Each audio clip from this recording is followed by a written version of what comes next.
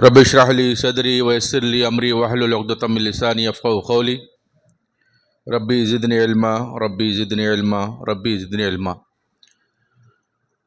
تمام تعریفیں اس اللہ وحدہ لا شریک کے لیے سزاوار ہے جس کے ملکیت میں پوری کائنات ہے۔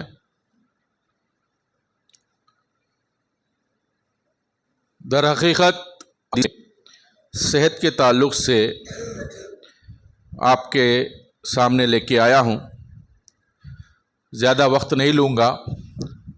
سب سے پہلے ہر رات کی طرح رمضان میں یہ ایک ذمہ دار ہونے کے ناطے میں آپ کی بات آپ کے ہی سپرد کر دیتا ہوں، کیونکہ نبی کریم صلی اللہ علیہ وسلم نے فرمایا تحروا لیلۃ القدر فی الوتر من العشر الاواخر من رمضان۔ لیلۃ القدر کو تلاش کرو رمضان کے آخری عشرے کے وتر کی راتوں میں، 21، 23، 25، 27، 29۔ یہ اللہ کے رسول کا قول ہے، صحیح بخاری کی حدیث ہے۔ اب تحرو کیسا اس کو تلاش کرنا؟ کیا تو لائٹا لے لو کو، ٹارچ لائٹا لے لو کو، فوکس لائٹا لے لو کو ڈھونڈنا؟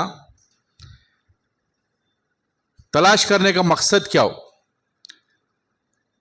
اس کا راستہ کیا ہو؟ تو ایک زمانہ بھی ہم نے دیکھا ہے کہ لیلۃ القدر کو صرف ایک رات تک محدود کر کے، صرف 27ویں رات کو جو چوتھی تاخرات ہے اسی کو لیلۃ القدر مان کے لے کے چلتے تھے۔ دھیرے دھیرے علم کھل کے سامنے آیا، لوگوں کو سمجھ میں آیا، احادیث کی کتابیں ہر جگہ پہنچی تو سمجھ میں آ گیا کہ لیلۃ القدر ایک رات کا نام نہیں ہے، 5 راتوں میں سے ایک رات کو لیلۃ القدر ملنے والی ہے۔ تو سب لوگوں نے 5 راتوں کا اہتمام کرنا شروع کیا۔ اب اہتمام کرنا شروع کیا تو طریقہ کیا ہے؟ تو لوگوں کو جگانے کے لیے جو آسان طریقہ نظر آیا اس کو اپنانے لگے لوگ۔ اب آسان طریقہ کیا ہے؟ ہمارا بچپن، جب ہم لوگ پڑھتے تھے تو پوری رات جو ہے اس مسجد کو گئے وہاں آدھا گھنٹہ بیان کرے، اس مسجد کو گئے یہاں آدھا گھنٹہ بیان کرے، اسی میں نکل جاتا تھا۔ تو پوری رات میں 2، 3، 4 مقرر ہوتے تھے۔ مقصد یہ تھا کہ لوگوں کو کم سے کم جاگنے کی عادت تو ڈالے پہلے۔ اب اس میں تھوڑا سا کیا کرے، چائے کو شامل کرے، اب اس کے ساتھ سنیکس شامل کرے۔ یہ چیزیں تو لوازمات تو آ جاتی ہے، شامل ہو جاتی ہے، لیکن حقیقت سے ہم لوگ پیچھے رہ جاتے ہیں۔ حقیقت کیا ہے؟ عبادت، استغفار، توبہ، تلاوت، رب کو راضی کرنا، یہ چیزوں سے ہم لوگ محروم رہ جاتے ہیں۔ آنکھ کو کھلی رکھنا نہیں ہے۔ لیلۃ القدر تاخرات میں جاگنے کا مطلب آنکھ کو کھلی رکھنا نہیں ہے۔ یہ سن لیجیے آپ لوگ، اپنے آپ کو رب کے سامنے جھکانا ہے، رب کے سامنے اپنی عاجزی، اپنی انکساری کو رکھ کر اپنے گناہوں کی تلافی کروانا ہے، اور رو رو کے اللہ سے آئندہ کی رات ملنے والی ہے یا نہیں معلوم نہیں، اے اللہ آج کی رات کو مجھے بخش دے، یہ جستجو ہونی چاہیے۔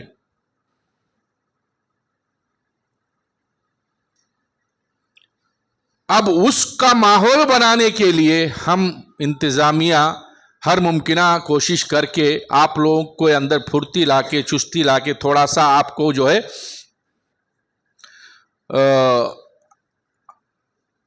पुश अप दे के आगे बढ़ाते हैं ताकि आप लोगों को ये इबादत करने में सहूलत हो सके। यही हमारा मकसद है। अभी जो बाहर जो भी आपको एंटरटेनमेंट हुआ है, इसका मकसद यही है, इसके अलावा कुछ भी नहीं है। वो असल नहीं है। अब यहां से जो आप लोग अपनी इबादत करेंगे ना, ये असल है। इसका मकसद यह है। अब ये बात समझाना कौन, कब समझाना, कैसे समझाना? वक्त पर सही बात समझाएंगे तभी तो दिमाग में बैठती है। अब उसके लिए इशा के बाद, तरावे के बाद थोड़ा सा वक्त हम लोग जो है ये समझाने के लिए लैलतुल क़द्र की फ़ज़ाइल के बारे में, ताख़रात के बारे में, तौबा इस्तिग़फ़ार के बारे में, रमज़ान के बारे में चंद मिनट आपके सामने रखने से उसकी अहमियत बढ़ती, उसकी कैफियत मालूम होती, आप इबादत करने के अंदर मशगूल हो सकते बोल के एक आधा घंटा, पौना घंटा, घंटे की तकरीर हम लोग रख लेते हैं। अब उसको भी जो है आप लोग को गवारा नहीं है, वो भी आप लोग बर्दाश्त नहीं कर सकते हैं, तो अब हम क्या करें बोलिए? साल के 11 महीने 20 दिन हम बिस्तर से ही लगे रहते हैं रातों में। 20 दिन क्या 25 दिन कह लीजिए, 5 रातें साल में 5 रातें हमको बिस्तर से अलग रहना है। किसके लिए? हमारे लिए, हमारे अपने रब को राजी करने के लिए। इसलिए मेरे भाइयों, वक्त को ज़ाय मत कीजिए। जो भी वक्त अल्लाह ताला ने दिया है उसको गनीमत समझिए और उससे फ़ायदा उठाने की कोशिश कीजिए।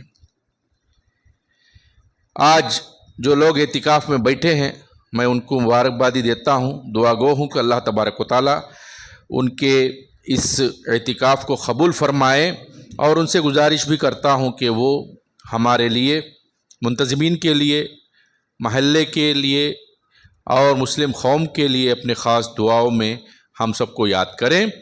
और थोड़ा सा अफसोस भी हो रहा है कि जो वज़ू खाना हम काम शुरू करे थे, मेन मकसद क्या था बोले तो ख़वातीन को एतिकाफ़ का मौका दिया जाए।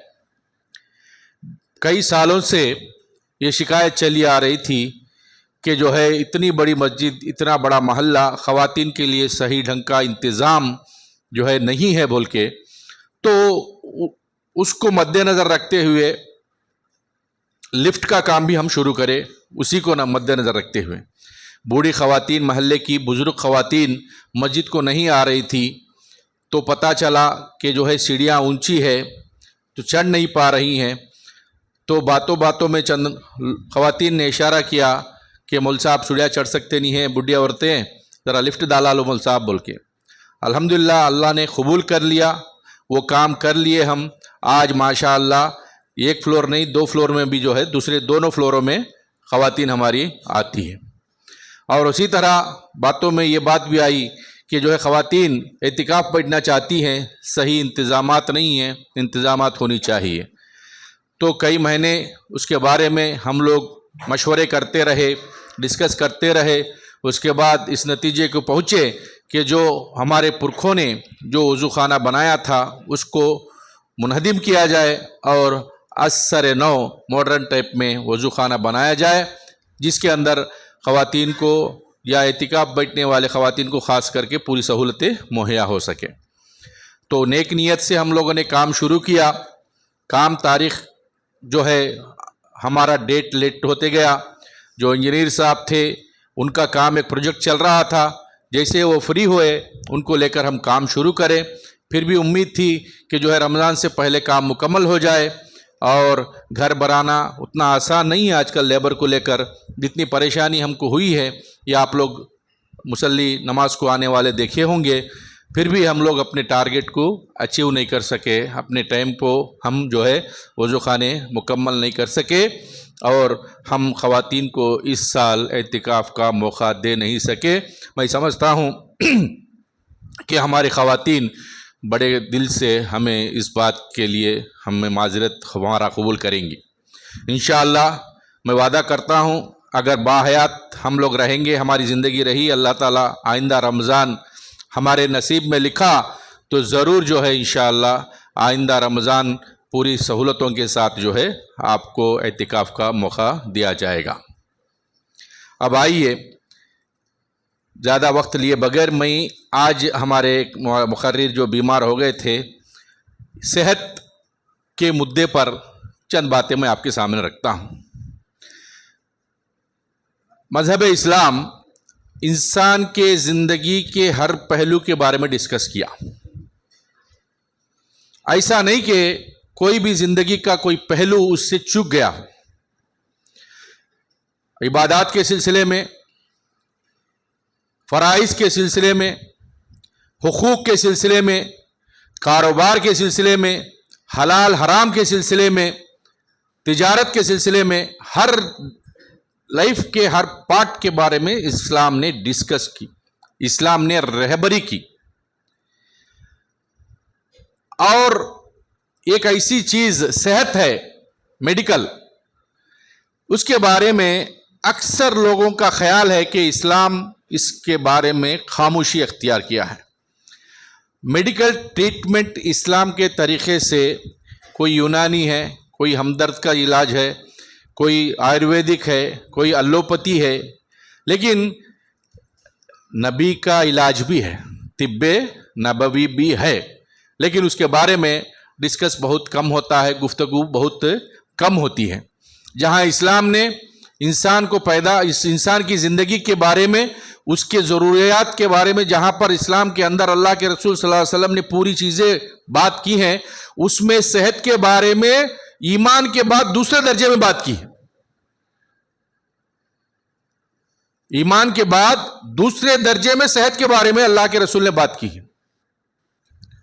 نبی کریم ہمارے ابراہیم علیہ السلام کیا بولتے ہیں؟ وَإِذَا مَرِضْتُ فَهُوَ يَشْفِينِ۔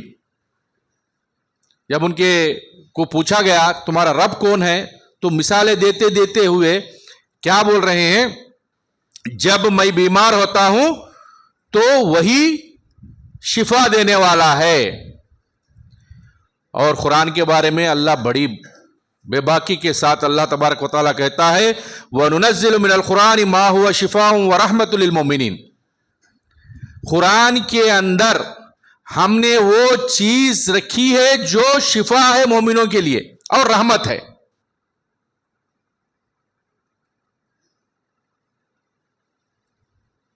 یہ لمحے فکریہ ہے۔ قرآن کے اندر شفا اور رحمت مومنوں کے لیے اللہ تعالیٰ نے رکھا ہے۔ اب بیماری جب لائق ہوتی ہے تو ہم کہاں ڈھونڈتے ہیں اس کا علاج؟ بیماری، کوئی بھی بیماری لائق ہوتی ہے تو اس کا علاج سیدھے ہمارا ڈاکٹر کے پاس، میڈیکل شاپ کے پاس ادھر ہی جاتا ہے۔ لیکن تمہارا رب کہتا ہے کہ میں نے قرآن کے اندر تمہارے لیے شفا اور رحمت دونوں رکھے ہیں۔ اللہ کی بات جھوٹی ہو سکتی، غلط ہو سکتی؟ کیا کبھی ہم رحمت اور شفا کو قرآن میں تلاش کیے ہیں؟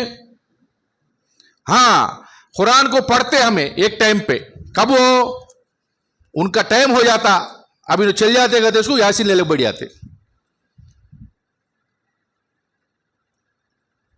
ہاں، اس کی بھی تلقین ہے، لیکن اس کے علاوہ ایسی دعائیں، ایسی آیتیں قرآن کے اندر اللہ تعالیٰ نے رکھی ہے جس کے وجہ سے آپ کے روح کی اور آپ کے جسم کی جو ہے بیماریاں دور ہوتی ہیں۔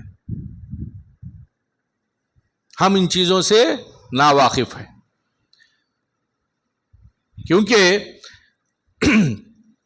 اللہ کے رسول صلی اللہ علیہ وسلم نے ایک دعا سکھائی، اللہم انی اسألک الصحۃ والعفۃ والامانۃ والحسن الخلق والرضا بالقدر۔ दुआ मांगते रहो कि अल्लाह ताला आपको अच्छी सेहत अता फरमाए, अच्छी सेहत अता फरमाए। सेहत के बिना कोई चीज़ हम कर नहीं सकते। अब सेहत के साथ साथ बीमारी लायक हो जाती है तो हमारी जुस्तजू उस चीज़ के तरफ होनी चाहिए, हमारी खोज उस चीज़ के तरफ होनी चाहिए जो हलाल तरीक़े से नबी करीम सल्लल्लाहु अलैहि वसल्लम ने उसका इलाज और मुआलजा कराने के लिए कहा है। आज एक किताब आप हमारे सामने है, हिस्नुल मुस्लिम, मुसलमान का खिला। अभी आप लोगों ने एक खिले के बारे में दर्स में सुना नहीं? खिले के अंदर बंद हो गए तो बाहर से कुछ भी कौन भी क्या भी कर सकते नहीं। ये दुआओं की ऐसी किताब है जिसके अंदर मुसलमान के लिए हर मर्ज की दुआ है। बस हमारा ईमान इतना मजबूत होना, हमारा ईमान इतना मजबूत होना। आज दुआ एक सेकेंडरी आइटम हमारे के लिए हो गया है, लेकिन हकीकत में दुआ ही पहली चीज है जिसके वजह से जो है शिफा हमें हासिल हो सकती है। सूरह फातिहा के बारे में आप लोगों ने सुना होगा, एक मशहूर वाकया है। किसी बादशाह को सांप ने डस लिया था। सहाबा कराम वहां पर मौजूद थे। तो एक सहाबी कहते हैं कि मैंने सूरह फातिहा पढ़कर उस जहां सांप डसा है वहां पर मैंने दम किया तो वो बादशाह सही हो गया, उसका जहर धीरे धीरे कम हो गया। तो उसने 30 बकरियां तोहफे में सहाबी को दी। अब वो 30 बकरियां ले लेकर ये लोग मदीना पहुंचे। अब सहाबी को डाउट क्या हो, मैं कुरान पढ़ा, उन बीमार का इलाज हो गया, 30 बकरियां जो है तोहफे में मिले, तो क्या कुरान के इवज मुबादला हो गया क्या बोल के तकसीम नहीं कर लिए। वापस अल्लाह के रसूल के पास आए तो उनको सुनाए कि ऐसा ऐसा हुआ है।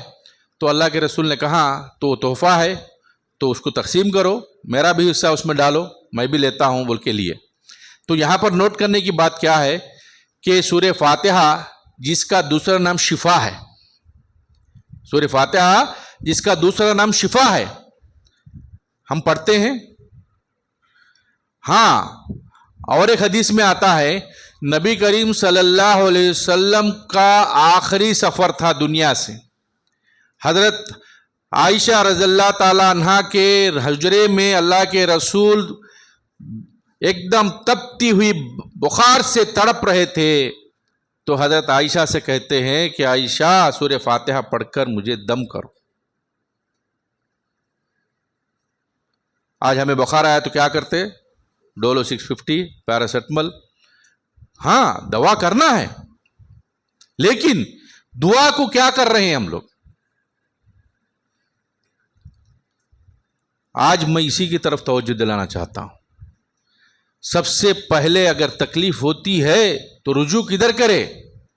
अल्लाह के तरफ रुजू हो, उसके बाद आप मेडिटेशन कराइए। लेकिन आज वो नहीं है। हमारा भरोसा अल्लाह के ज़ात से, अल्लाह के बाद से ख़त्म होकर सिर्फ आर्जी तौर पर दिखने वाले टैबलेट्स, इंजेक्शंस, मेडिसिन के ऊपर रह गया। ये अफसोस का माहौल है। इसीलिए हमारा ईमान इतना मजबूत होना चाहिए कि हमें कोई भी तकलीफ आती है तो अल्लाह की बात, अल्लाह के रसूल की बात कभी भी झूठी नहीं हो सकती। हर चीज के लिए अल्लाह ताला ने इलाज रखा है। और एक जगह अल्लाह ताला फरमाता है, इन्नल्लाह, नबी सल्लल्लाहु अलैहि वसल्लम फरमाते हैं, इन्नल्लाह लम युनज़्ज़िल दाअन इल्ला अंज़लहु शिफ़ाअन फतदाऊ। अल्लाह ताला ने ऐसी कोई बीमारी नहीं छोड़ी है जिसका इलाज ना हो। आप मेडिसिन भी कराओ, इलाज भी कराओ, लेकिन وہ علاج کا طریقہ کیا ہے وہ دیکھو. وہ علاج کا طریقہ پہلے بھروسے سے شروع ہونا چاہیے. اللہ نے بیماری دی ہے تو اس کا علاج بھی جو ہے اللہ ہی کرے گا، یہ بھروسہ ہم کو پہلے آنا چاہیے. حضرت ایوب علیہ السلام کے بارے میں آپ لوگوں نے سنا ہے، جسم کے اندر کیڑے پڑ گئے تھے، گھر والے چھوڑ کر چلے گئے تھے، تو ربی انی مسنی الضر وانت ارحم الراحمین، کیسی پیاری دعا کرتے ہیں. دعا کا انداز بھی دیکھیے، اے اللہ مجھے تکلیف پہنچی ہے اور تو رحم کرنے والا ہے. کیا پیارا انداز ہے. ایک نبی اپنے رب سے کیسے دعا کر رہا ہے، وہ بھروسہ کہ میرا رب ہی میرا علاج کرنے والا ہے، میرے رب کے وجہ سے ہی جو ہے مجھے شفا ملنے والی. یہ ایمان، یہ بھروسہ ہمارا ہونا چاہیے. آپ ٹیبلٹ لے رہے ہیں، انجیکشن لے رہے ہیں، کوئی بھی کیپسول لے رہے ہیں، لینے سے پہلے آپ ایک بار سوچ لیجئے اللہ تبارک و تعالیٰ اس کے ذریعے شفا دینے والا تو وہی ذات ہے، یہ آپ کا کچھ بھی نہیں کر سکتے. اس کے اجازت کے بنا آپ کو شفا نہیں ملنے والی ہے. یہ بھروسہ ہمارے کو ہونا چاہیے.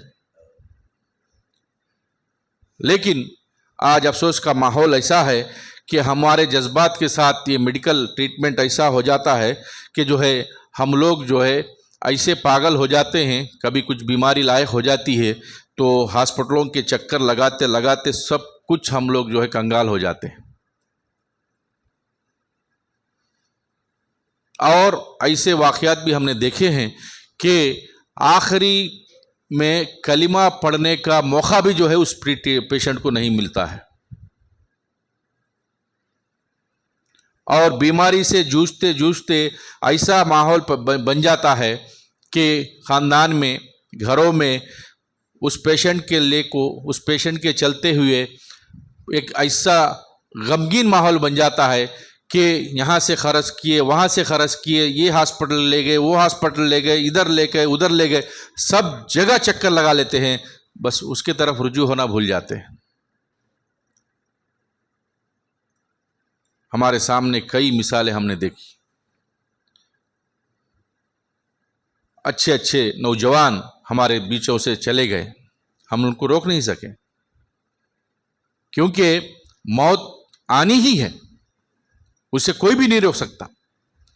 لیکن علاج اور صحت کا وہ پارٹ بھی ہے، اس کے بارے میں بھی خیال کرنا ہے. لیکن ہم اس کو بچانے کے چکر میں ہم اللہ کی ذات کو بازو رکھ کر ہم دنیاوی جو آلات ہیں، دنیاوی جو سہولتیں ہیں، ان کو حاصل کرنے کے لیے ہم کتنی کوششیں کر لیتے ہیں. آخر میں جا کر جو ہے بولتے ہیں کہ بھائی مریض کے لیے دعا کی درخواست ہے. اندازہ لگا کے دیکھیے کہ جب بھی اگر کوئی تکلیف آتی ہے، کوئی پریشانی آتی ہے، صحابہ، تابعین، تبع تابعین، اللہ کے رسول، ان کا طریقہ کیا ہوتا تھا؟ پہلے آ کر مسجد میں سجدے میں گر جاتے تھے، اللہ سے گڑ گڑاتے تھے، اللہ سے رو رو کے اس کی تکلیف کے بارے میں فریاد کرتے تھے. آج ہماری حالت میرے بھائیو ایسی نہیں رہی. آج ہم لوگ صرف عارضی جو ہمیں راحت ملنے والی ہے، اس عارضی راحت کو پانے کے لیے حقیقی خدا کو بھول جا رہے ہیں. اور آپ کے اس کمزوری کو میڈیکل ٹریٹمنٹ والے بھی بہترین انداز سے کیش کر لیتے ہیں. آج کا ماحول آپ نہیں جانتے. اگر آپ بیمار ہو کر کسی بڑے کارپوریٹ ہاسپٹل میں اپنے پیشنٹ کو لے جاتے ہیں تو پہلا فارم فل اپ کرنا ہوتا ہے. اس میں آپ کی آمدنی، آپ کا خاندان، آپ کے بھائی، آپ کے جو بھی رہتے ہیں ان کا پورا بایوگرافی ان کو دینا پڑتا ہے. اب اس کے بعد وہ لوگ اندازہ لگا سکتے ہیں کہ اس پیشنٹ سے ہم لوگ کتنا گین کر سکتے ہیں، اس پیشنٹ سے ہم لوگ کتنا وصول کر سکتے ہیں. ایسی کئی مثالیں ہوئی. میرے بھائیوں، علاج کروائیے. علاج کروانا بری بات نہیں ہے، لیکن بھروسہ اللہ کی ذات پر رکھیے. جو کوشش کرنا ہے کیجیے، اس میں تو کوئی دوسری رائے نہیں ہے، لیکن اللہ پہ بھروسہ رکھیے. اللہ شفا دینے والا ہے. اللہ جو ہے ہمیں جو ہے اس بیماری سے بچا کر باہر نکالنے والا ہے. صرف بھروسہ ڈاکٹروں پر یہ جو ہے ہمیں لائق نہیں ہے. دوسری چیز، اب ڈاکٹر سے ہٹنے کے بعد دوسرا ایک ہمارے معاشرے میں چل پڑا ہے بیماری کے لیے، علاج کے لیے دعا، تعویذ. یہ اس کو بھی جو ہے لوگ کیش کر لیتے ہیں. اب آپ لوگ دیکھیں گے چک پوسٹ سینٹر میں جائیں گے تو آپ اس مسجد سے پہلے 2 دکان کھول کے بیٹھے ہیں. وہ خود کو گھر میں ان لوگوں کو کھانا نہیں رہتا، وہ سب کو بیماریاں کے علاج آ کے ڈوریا بند ڈالتے ہیں. حالانکہ نبی کریم صلی اللہ علیہ وسلم نے سیدھے سیدھے کہا ہے کہ من اللہ تمیمتن فقد اشرک، جس نے تعویذ لٹکائی اس نے شرک کیا. اب تعویذ کہیں کو لٹکاتے؟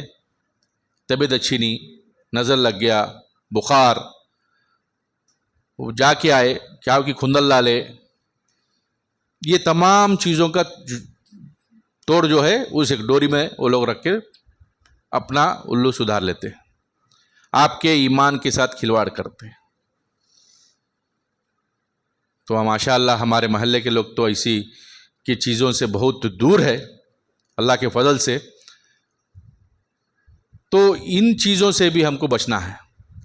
ہم کو لوٹنا ہے اس چیز کے طرف لوٹنا ہے. اس کو اپنائیے. روز صبح سے لے کر شام تک کی دعائیں اس میں موجود ہیں. ایک بار آزما کے دیکھ لیجئے، ایک بار آزما کے دیکھ لیجئے. انشاءاللہ اس کی عادت اگر آپ کو پڑ جاتی ہے تو آٹومیٹک ایسا بھروسہ آپ کے اندر پیدا ہو جاتے ہیں کہ بیماری بھی آپ کے پاس آنے سے ڈرتی ہے. بیماری بھی، ہم لوگ دعائیں گے تو کیا، باتھ روم میں گئے اس کو باہر آئے، اس کو مسجد میں گئے اس کو مسجد میں آئے، اس کو وضو بنائے، اس کو یہ دعا پڑھتے ہیں. لیکن اس میں ہر وہ دعا موجود ہے جو آپ کے زندگی کے ہر پہلو کو ریفلیکٹ کرتی ہے. بیعت نہیں کرے تو بھی کم سے کم یہ کتاب اپنے پاس رکھیے. جب بھی پریشانی آتی ہے تو اس وقت کھول کر وہ دعا پڑھ لیجئے. جو بندہ دعا پڑھ کر اپنے آپ پر دم کر لیتا ہے وہ دم زیادہ اثر ہوتا ہے سامنے والا دم کرنے سے. تو لہذا صحت کو غنیمت جانیے، صحت کو بچائے رکھیے، کیونکہ اللہ تبارک و تعالیٰ بھی بندے کو اتنی ہی تکلیف دیتا ہے جتنی بندہ تکلیف برداشت کر سکتا ہے. لا یکلف اللہ نفسا الا وسعها، اس کے وسعت کے مطابق ہی اس کو تکلیف دیتا ہے. کوئی بھی تکلیف ملتی ہے تو ہم یہ نہ سمجھ جائیں کہ اللہ کو میچ ملا کیا، اتنی تکلیفیں، اتنی پریشانیاں، اتنے یہ حالات جو ہے خراب ہو جانا میرے کچھ آئے بول کے نہیں. اللہ آپ کو دے رہا ہے تو اس میں اس کا مقصد ہے. اس میں یا تو آپ کو اجر ملنے والا ہے یا تو آپ کو درجات آپ کے بلند ہونے والے ہیں. یہ اللہ کا وعدہ ہے. اتنی ہی تکلیف آپ کو دینے والا ہے اللہ تعالیٰ جتنا تکلیف آپ برداشت کر سکتے ہیں. لیکن ہم اپنے جذبات کو کنٹرول میں رکھنا، ناراض نہیں ہو جانا اللہ کی ذات سے کہ ایسی سی پریشانیاں ہم کو اللہ دے رہا ہے بول کے. تو صحت کو بچائے رکھنا. صحت کو بچائے رکھنے کے اندر حضرت عمر رضی اللہ تعالیٰ عنہ کا ایک اچھا بہترین قول ہے ہمارے سامنے کہ اللہ حضرت عمر رضی اللہ تعالیٰ عنہ نے کیا کہا کہ زیادہ مت کھاؤ. زیادہ، حضرت عمر کا قول ہے، سنیے، زیادہ مت کھاؤ. اس کے وجہ سے 3 نقصانات انہوں نے بتایا ہے. نماز میں سستی آئے گی، جسم کے اندر فساد آئے گا، اور طرح طرح کے بیماریوں کا سبب آپ کا زیادہ کھانا بنے گا. نبی کریم صلی اللہ علیہ وسلم سے بھی ایک حدیث ثابت ہے، 3 پارٹ کرتے تھے پیٹ کے. تو آج ہمارا فوڈ، ہمارا کھانا کیسا ہے اس کی طرف بھی توجہ دیں. اپنی صحت کو بچائے رکھیں، اپنی صحت کے بارے میں غور کریں. نبی کریم آخری بات میں بول کر اپنی بات ختم کرتا ہوں. نبی کریم صلی اللہ علیہ وسلم نے کہا کہ دو ایسی چیزیں ہیں جن کے بارے میں آدم کی اولاد بڑے غفلت میں ہیں. دو ایسی چیزیں ہیں، بخاری کی حدیث ہے، دو ایسی چیزیں ہیں جن کے بارے میں آدم کی اولاد غفلت میں ہیں. ایک صحت، دوسرا خالی وقت، فراغت. تو یہ دونوں چیزوں سے ہم لوگ بہت غفلت میں رہتے ہیں، جس کی وجہ سے بڑا نقصان اور خمیازہ ہمیں بھگتنا پڑتا ہے. جب وقت رہتا ہے وقت پر سنبھلتے نہیں، وقت نکل جاتا ہے افسوس کرنے لگتے ہیں کاش ہم لوگ جو ہے اس ٹائم پہ یہ کر لیتے تو اچھا ہوتا بول کے. صحت کا ہی بہت اہمیت والی چیز ہے. ہمارے بیچ جو ہے ماشاءاللہ صحت کے بارے میں ہمیں نصیحت کرنے والے لوگ بھی بیٹھے ہوئے ہیں. تو صحت کو جو ہے ہمیشہ صحیح رکھیے. صحت رہی تو زندگی خوشگوار گزرے گی. اگر صحت نہیں ہے، ایک بار ہم لوگ کونے میں پڑ جاتے تو ہمارے بھائی بولتے رہتے، آتے دیکھتے ایک دن دو دن دیکھتے، اس کے بعد کس کا راستہ وہ چلے جاتے. بھگتنے کا کس کو؟ خود کچھ بھگتنا پڑتا. تو اس لیے صحت کا خیال رکھیے. امام حاکم کا ایک قول میں بتانا آپ لوگوں کو مناسب سمجھتا ہوں کہ جیسے دعائیں صحت کے لیے اللہ کے نبی نے سکھائے ہیں، وہاں پر بھی ایک بات بھی بتائی ہے. کیا بولے اللہ کے رسول صلی اللہ علیہ وسلم کہ صدقہ کرو اور بیماری سے نجات پاؤ. ہم ڈاکٹر کو لاکھوں کا فیس دے دیتے ہیں خرچ کر کے، کیا تو بھی کر کے، لیکن اس نیت سے کہ آج یہ تکلیف ہے، یہ پریشانی میں ہم لوگ ہیں، ہاسپٹل کے پالے ہو گئے ہیں، اللہ اس سے ہمیں بچا بول کے ایک صدقہ نکال کر کسی کو دینے سے پیچھے ہٹ جاتے. امام حاکم جب بیمار ہو گئے تھے، واقعہ آتا ہے کہ انہوں نے ایک کنواں کھدا دیا، باوڑی، اس کے ساتھ اس کو وقف کر دیے خدا کے.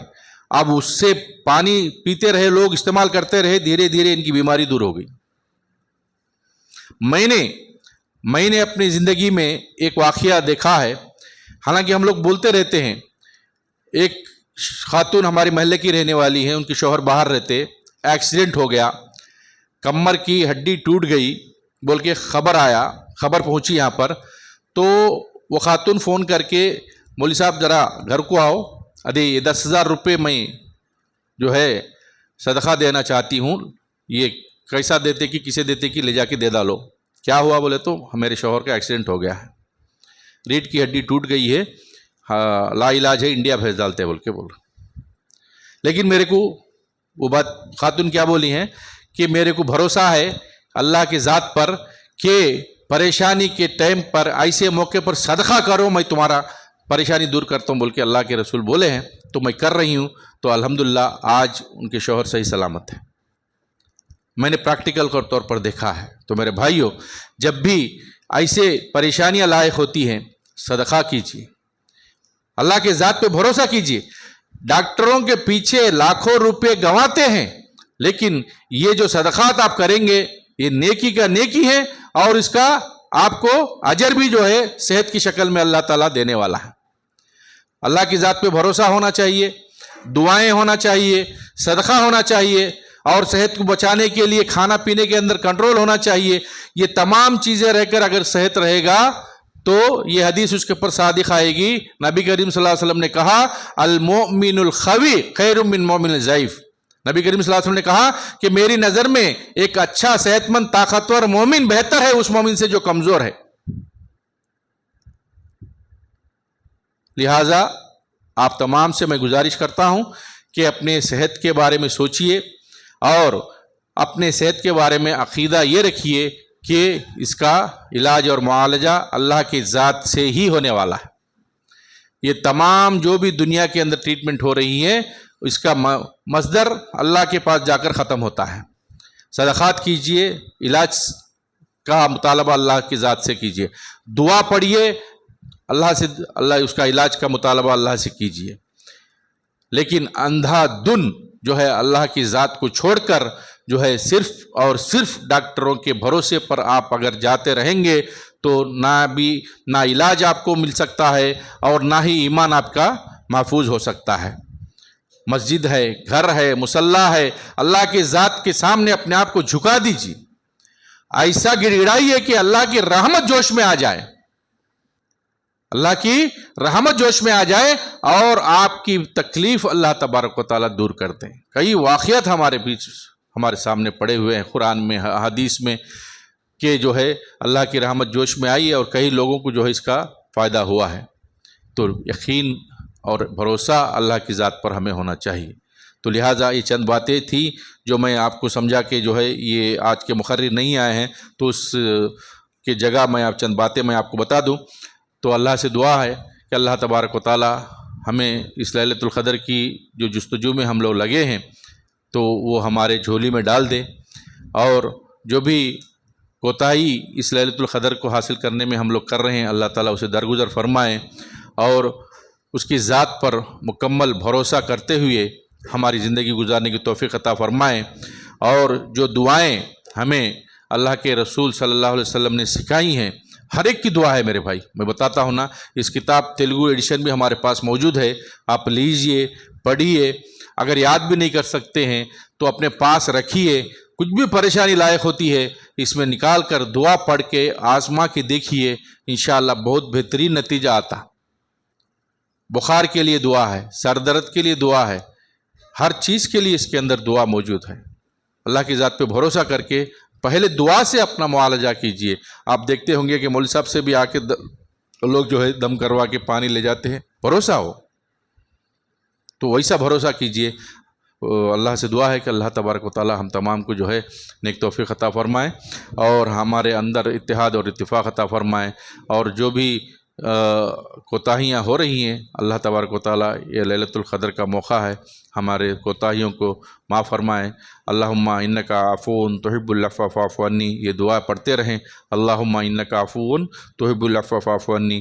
ایک دوسرے کو درگزر کرے، ایک دوسرے کو معاف کرے، ایک دوسرے کے خلاف اپنے دلوں میں جو بھی کینہ کپٹ رنج غم ہے سب کو دور کر دے، سب کو ہٹا دے، اور کھلے دل کے ساتھ خوش آمدی کے ساتھ ایک دوسرے سے ملاقات رکھیے، ہیلدی بھی رہیں گے، صحت مند بھی رہیں گے، اور خوشگوار زندگی بھی رہے گی۔ ناراضگیاں ختم کر دیجئے اور آپس میں میل جول کے ساتھ رہیے۔ اللہ تبارک و تعالیٰ دیکھیے ایسی خوشگوار زندگی دے گا کہ آپ صحت مند بھی رہیں گے۔ اللہ تبارک و تعالیٰ ہم تمام کو جو ہے اس رمضان کے نیکیوں کے جو بھی ہم مستحق ہے اللہ تبارک ہمارے جولی میں ڈال دے۔ وما علینا الا البلاغ، وآخر دعوانا ان الحمد للہ رب العالمین۔